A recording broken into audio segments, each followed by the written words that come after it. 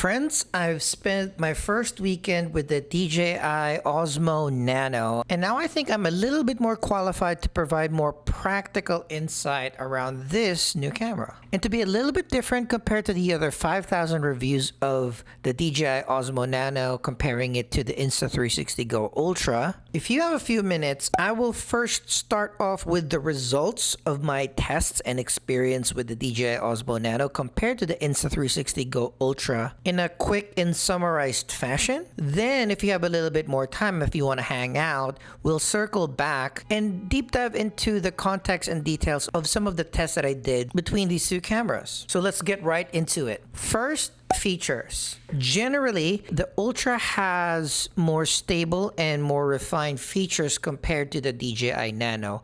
There are some compromises that DJI made with this camera that we'll discuss in further detail later, but just to give you guys a few, there are connectivity limitations that you have with the Nano. Specifically, though you can use the Vision Dock as a remote monitor, you can't actually watch remote playback. So you can't watch the footage that you've taken if the camera is not attached to the Vision Dock. Also, when you have two wireless mics connected to the camera, there's no live preview as well. The USB-C dock here does not allow third-party wireless mics to be connected to the camera as well, at least with the wireless mics that I've tested. There's also some overheating issues that I've experienced and a lot of other reviewers have experienced as well. And most importantly, although this has technically an onboard camera recording and it has external recording available, you do not directly record to the SD card in the Vision Dock. You need to attach your camera to the Vision Dock and download your footage from the camera in order to use the SD card as a recorder, compared to the Insta360 GO Ultra, where whether the camera is attached to the action pod or detached from the action pod, all of the recording happens to the SD card. So when your SD card in the Ultra fills up, you can just replace the SD card. Although this does not have onboard camera recording or internal recording, I think that's a little bit more flexible and useful, because with the Nano, when the storage on the camera fills up, you have to download it to the SD card or to your laptop in order to free up the camera for additional recording. You can't just switch the SD card and continue recording that way. Although the Nano has a considerably bigger display, brighter as well, and its design has this rubber grip for better handling, I actually like the ergonomics of the Nano slightly better.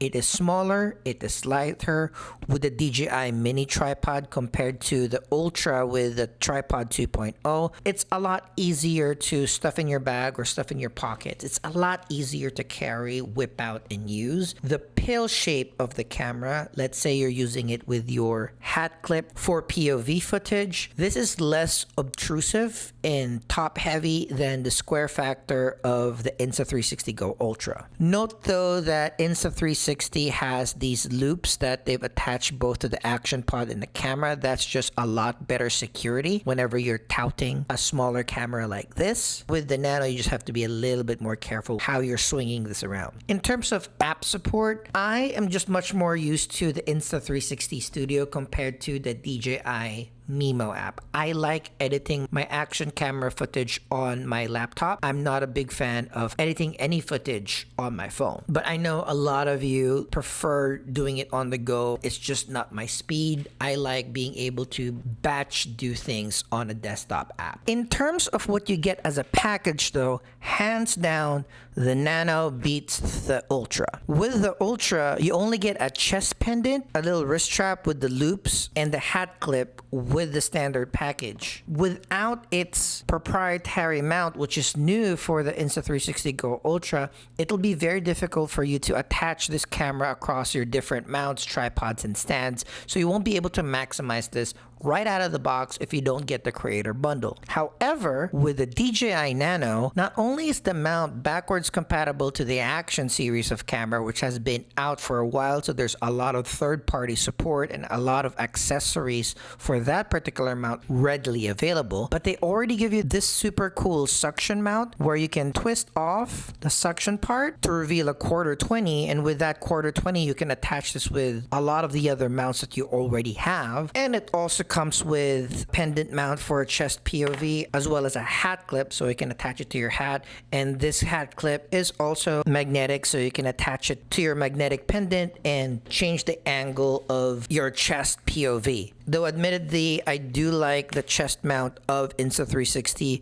a lot better because this turns, and with the turn will be a different angle on where your camera will be pointing. So that's pretty cool. Image quality, they're generally equal. They're both great, particularly for action cameras. You will not go wrong with either camera because in the end, it's not about the camera itself, it's how you use it. But if I had to put my money where my mouth is and give you my actual choice, it's gonna be a little bit tricky, but follow me along. If there is light or a lot of light, I would go with the Insta360 GO Ultra. They render the colors a little bit more natural and pleasing because I like my shots on a more warm and natural tone. If there is medium, less to low light, the DJI actually is much better in that case. I like how DJI handles low light scenarios both in a normal mode but also in their super night mode. In my particular use case, I find myself a lot more indoors and a lot more in lower light situations. That's why I lean towards the image quality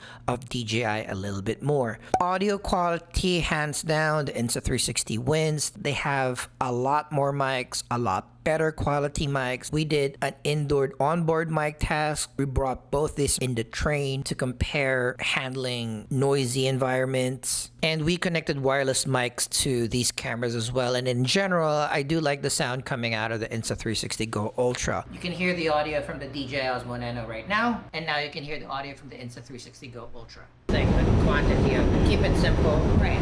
And yeah, trim the bottom, put it on reels, and you're good.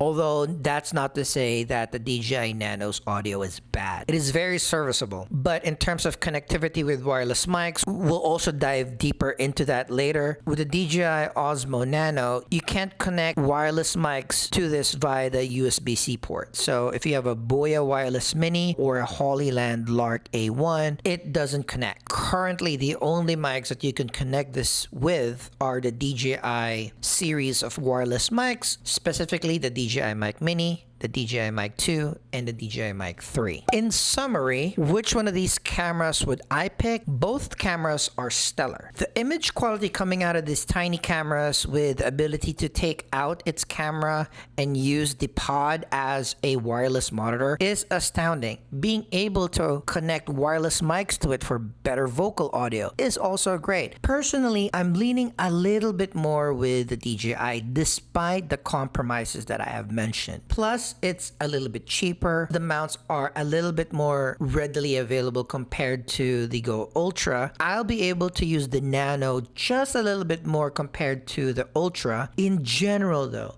the GO Ultra is a much more refined camera. I'll discuss the compromises of DJI a little bit more in detail, but you have less connectivity issues, you have better heat dissipation, therefore less overheating concerns, and being able to record directly to the SD card whether the camera is on the dock or not is a lot more safe in terms of not running out of space to shoot. You're now just limited only by the battery life. If you need your micro wearable camera to be a little bit more robust and reliable, the Ultra is for you. I'm more utility and ease of use. That's why I picked the Nano. So I know that was a little bit more than a few minutes, but if you're still around, thank you very much for watching. Hi, I am Jong. I am a photo and video enthusiast based in Brooklyn, New York by way of Manila, Philippines. And now let's circle back and go through the tests that I've done over the weekend. So first, we did an indoor test just so that we can compare the image quality with a controlled light, this one that I have right now. Right, we're headed out to dinner. It's in the evening, so we'll do a bunch of very unscientific, very quick tests, so just you guys can see the difference between the Insta360 GO Ultra and the DJI Osmo Nano in a real-world scenario. Everything is auto. That's how most of you will use it, and that's a good baseline to see which one you like better. And again, both of these are awesome cameras. Either will work. It's more of how you use it and which one would encourage you to use it more? And reviewing the footage, I just like the colors with the Ultra more in this mid to bright light environment, though I do see that the Nano's sharpness is a little bit more natural. I also went to the park, did a little walk. I prefer how the greens and the blues was handled by the Go Ultra. Some people don't like very vibrant colors. To my eyes, the vibrancy of the Ultra doesn't look artificial. I just like how punchy it is in a more subdued way. DJI's colors are still fantastic though, so if you just prefer that temperature of color, cooler is DJI, warmer is Insta360. I also did a walk or a saunter test just to see the stabilization of both. Stabilization is doing well. Just a little quick saunter. Okay, that's enough because I'm tired. I cannot see any marked difference, so they handle stabilization very well. I also did a horizon balance test. This is, I guess, the equivalent to horizon balance for both of them. Horizon balance for the DJI in high active stabilization with tilt fix on the Insta360 GO Ultra. This is how much it crops in. Quick walking test, everything is very smooth. I can see on both of the screens. Let's do a quick saunter test. Alright. An increased stabilization test, and they're also both very, very comparable. With higher stabilization or horizon balance with DJI Horizon Lock on Insta360, the image crops in a little bit more. And though this is not an extremely scientific test, I feel that the DJI crops in just a little bit more than the Insta360. So if wideness of the focal length is important to you, you might want to stick with the Insta360, though I really can't see much difference there. In order to test the low light performance of both cameras, my friend Lucy and I were going to watch our other friend Frankie perform at Polly's in the city, and we decided to do a little dinner beforehand, and the DJI Nano shone there a lot more. Colors are handled a little better. The image is less muddy and less processed compared to the Insta360, and I just prefer how it balanced the brightness and the darkness in low light situation with the Nano compared to the Insta360 GO Ultra. You can see more of the samples as I filmed our friend Frankie performing in this very darkly lit basement bar in Manhattan. In terms of audio, yes, it's quite clear. Onboard mics, the Insta360 GO Ultra is a little better. It's louder, more vibrant, has better tone, clearer compared to the DJI Nano. You can hear the audio from the DJI Osmo Nano right now, and now you can hear the audio from the Insta360 GO Ultra. DJI Osmo Nano, Insta360 GO Ultra. And as mentioned, we took this both in the train, and we recorded a quick conversation during our train ride with a very, very loud background. The Insta360 GO Ultra with the standard noise reduction is way better than the DJI Nano. Always get a mic, but I have a couple of extra where you literally just have to plug it into your phone. And that's what I was going to say, because I know you get free ones and you've upgraded and stuff. Yeah. And it immediately sounds professional when you just hand somebody a mic. I also tested both these cameras while Lucy and I were recording our podcast, just to give you guys a quick sample of how the audio sounds with the DJI Osmo Nano wirelessly connected to a couple of DJI Mic 3s. Audio test, this is how it sounds like with the DJI Mic 3 straight to the DJI Nano. Lucy, hit it. What should I hit? The fork? That was it. And comparison, this is how it sounds like with the Hollyland Lark A1. Oh no, this is the Hollyland Lark A1 to the Insta360 GO Ultra. Hit it again, Lucy. What am I hitting? I still didn't get directions. The there fork? you go. See, that's how scientific our test is. And yeah, it's very impressive that it sounded very, very clear. And I'll do more wireless audio tests in the future. I just wanted to make sure that it was working correctly and properly and confirm that the preview does turn off when you have two wireless mics connected to the DJI Nano. The one thing again that I would like to note is the DJI Nano overheated at the 28-minute mark when I was using this to record the podcast with the two wireless mics connected to it. So that is a big bummer, point of concern for people that are recording longer footage. That audio test is not extremely controlled because I had DJI Mic 3s wirelessly connected to the DJI Nano, while on the Insta360 GO Ultra, I connected the Hollyland Lark A1 via the USB-C dongle, just to give you guys a few more options on how it sounded, because typically connecting via a receiver is much more stable, much more loud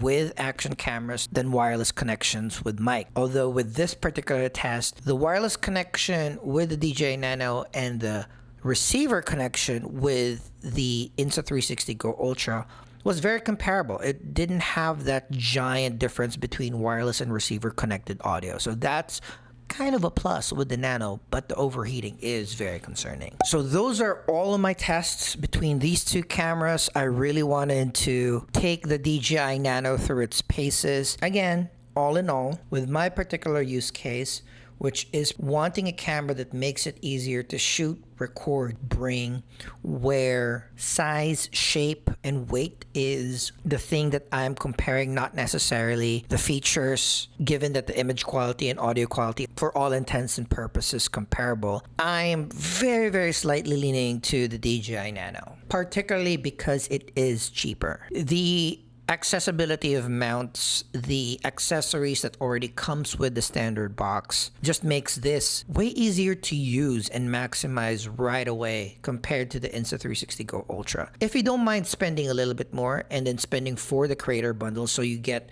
the mount for the Insta360 GO Ultra, and that mount can connect to your other existing mounts or other more universal mounts, and you value reliability a little bit more, shooting longer, not having to worry about overheating or filling up hard disk space, the GO Ultra is for you. And just to reiterate, either of these cameras will rock. It's really how you use it. So now that you have a little bit more information about the pluses, minuses, the compromises of either camera, look within you on how you're going to use a camera, and hopefully now it's easier for you to decide which camera would be more for you and your use case. That's it for this video. Thank you very much for watching. If you got any value from this video, I hope you subscribe to the channel and leave a comment.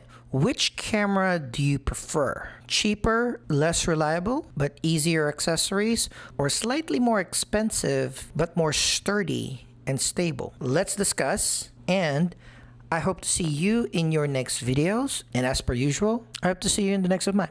Bye. The usual thing that we talk about, your horrible dates. No, because I've been dating someone for the last, like, almost 2 years. Again, horrible dates.